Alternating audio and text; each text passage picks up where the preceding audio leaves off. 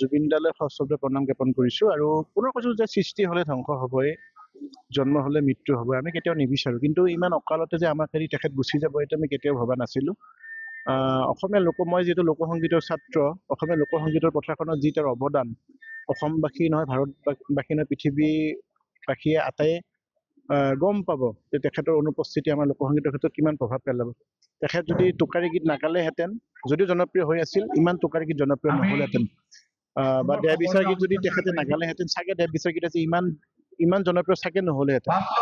অকল দেহ বিচাৰ বা টোকাৰী গীতে নহয়, অসমীয়া লোকসংগীতৰ প্ৰায়খিনি বস্তু তেখেতৰ কণ্ঠত যিটো মাদকতা লাভ কৰিছিলে সেইটো চাগে এতিয়া আমি অকণমান কমকে দেখিবলৈ পাম। কিন্তু কি কম, নিয়তিৰ পৰিহাস, আপুনিও ৰাখিব নোৱাৰে, ময়ো ৰাখিব নোৱাৰে। আজি ইয়াত অনুষ্ঠান পৰিৱেশন কৰিলো, যদিও অনুষ্ঠান পৰিৱেশন কৰিব আহিছো, পৰিৱেশ একেবাৰে নে মন একেবাৰে বেয়া, তথাপিতো যিহেতু হৰি গুণানুকীৰ্তন আমি তেখেতলৈ স্মৰণ কৰি আমি অনুষ্ঠানভাগ পৰিৱেশন কৰিলো, ভাল লাগিল।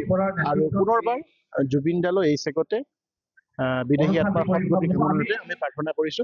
পুনৰ কৈছো, জুবিন দাই অতি সোনকালে ন্যায় পাওক, তাকে কামনা কৰিছো। লোকসংগীতৰ ক্ষেত্ৰত হলেও আমি তাক ডাইৰেক্ট হিচাপে নাপাওঁ, সি গাব বুলি জানো, অকমান দেখা দিয়ে। মানে হৈছে কি, পৰিচালনাবিলাক বেলেগৰ হয়তো, বেলেগে মানে গাইড ট্ৰেকটো বনাই দিয়ে, তাৰপিছত জুবিনক গোৱাই, ঠিক তেনেকুৱা আৰু কথাটো। এনেইতো বাৰু লগ পাই থাকো তাক মাজে মাজে, তাক বিশেষ ওচৰ তেখেতৰ অৱদান এইটো ধুনীয়া, চবেইটো জানে। আগতে যেতিয়া প্ৰথমে যেতিয়া জুবিনেতো বিহুগীত গোৱা নাছিল, প্ৰথম বিহুগীত যেতিয়া গালে উজান পিৰিতি, মানুহে সি শুনি পেলাই তেতিয়াই তাৰমানে তাৰ টেষ্টটো অলপ বেলেগ ধৰণৰ পালে। মানে তাৰপিছত মানে এনেকে বিহু গাব লগা হ'ল, মানে জুবিন গাৰ্গ মানে সময় নাইকিয়া হ'ল, ৰাতিটোৰ ভিতৰতেও 14-15টা গান গাব লগা হ'ল। আপুনি যে বাহিৰ আছিল তেখেতৰ লগত জানমণি অঞ্জনা, মানে এতিয়া বিহুগীতৰ তেতিয়াৰ দিনৰ এলবামৰ কথা যদি আমি ক'বলৈ যাওঁ, মই বজোৱা বাহিৰত জুবিনে কোনটো কেছেটত গান গোৱা নাই, গান নোগোৱাকে আছে, এনেকুৱা ধৰণৰ কথা।